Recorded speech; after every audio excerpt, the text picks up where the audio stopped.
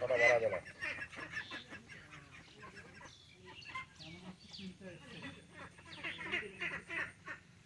না হাঁসগুলো তো আর একটু বড় হলো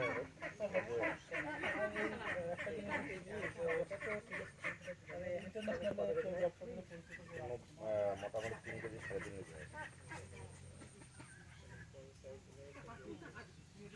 না কোনোটা এটা আমাদের 2 কেজি প্লাস নিয়ে যাবো 2 কেজি প্লাস হ্যাঁ ঠিক আছে এনারটা হয়তো এনা ওই যে